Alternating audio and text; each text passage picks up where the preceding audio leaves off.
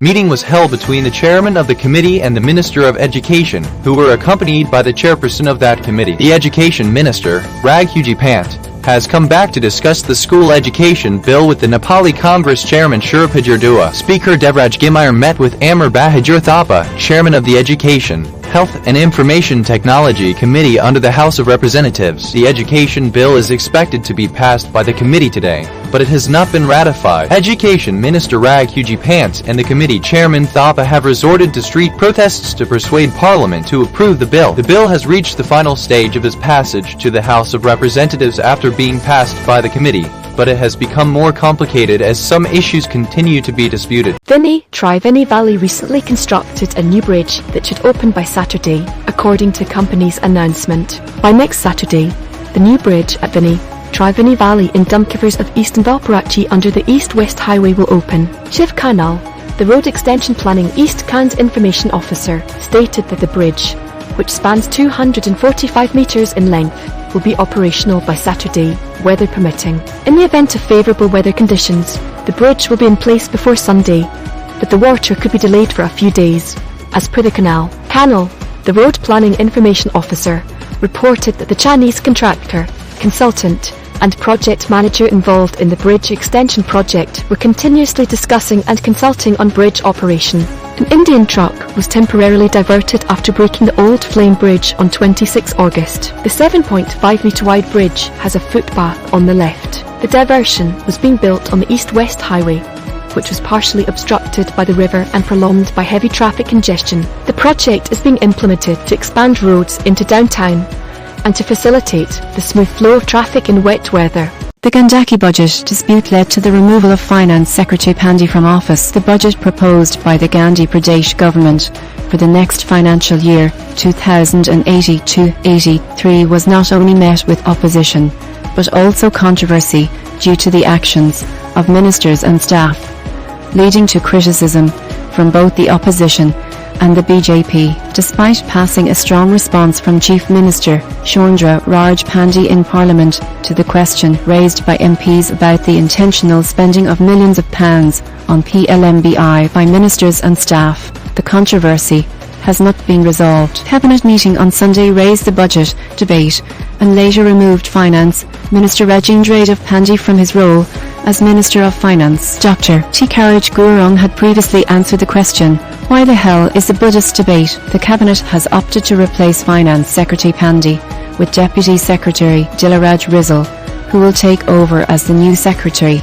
after previously holding the position of Finance Secretary. Cabinet also discussed issues raised over the budget and weaknesses, with the ministers expressing their dissatisfaction with plans being made in their respective ministries without prior notice. Minister Prakash Bahadur Kesi and Minister of Finance Dr. Takaras expressed their dissatisfaction with the Chief Minister Pandey Secretary for not coordinating overnight planning between the Ministry of Infrastructure and the Government of India. Criticism was directed towards the Parliament, which included the former Chief Minister and the Deputy Speaker. Dilli Subedi, a Congress MP, had accused the Finance Secretary of taking the PLM-BIS software to participate in the scheme and demanded that he receive training on how to seize the software. Parliament members raised ethical concerns when Finance Minister Pandey was asked to comment on his position as Secretary, while he had spent almost $35 crore in his own sector. The Chief Minister stated that despite the limited resources,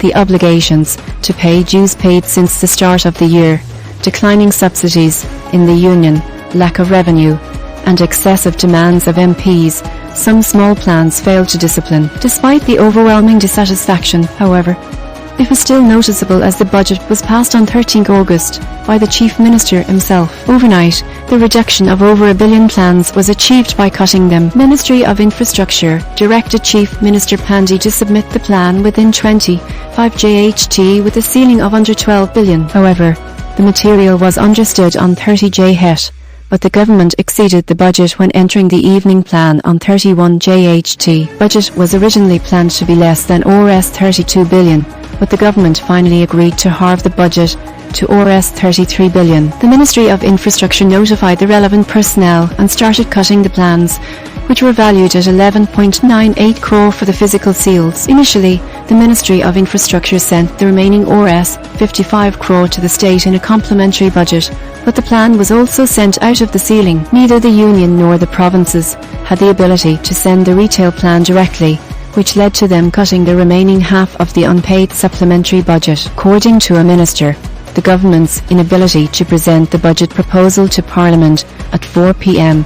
due to pressure from prioritising priorities and plans left no time for coordination between the Chief Minister, ministers and staff. Secretary Knoxock accompanied Minister Knocklam during the preparation of the budget while being discussed by the Minister. The budget was sealed, with the Minister and the Secretary implementing cuts to complete the work. The Finance Secretary has instructed the Finance Minister to remain outside, and the Minister, who is being honoured as the situation grew more tense, according to an official. According to a minister, Secretary Pandey had implemented his plan while cutting the physical plan, which involved making cuts in the Health Ministry budget. According to Dr. Guron, the Finance Minister made no major budget errors, but exhibited weaknesses in negotiations. The Chief Minister also stated that the budget was rushed and delayed by 2 days, with the last budget being announced on the evening of September 1st. What is the current situation of Congress active membership renewal? Nepali Congress has announced a new deadline for active membership renewal in Asar, Kathmandu. The Union Minister for External Affairs and Trade, Shri Gagan Thapa, has informed the Union Minister for External Affairs and Trade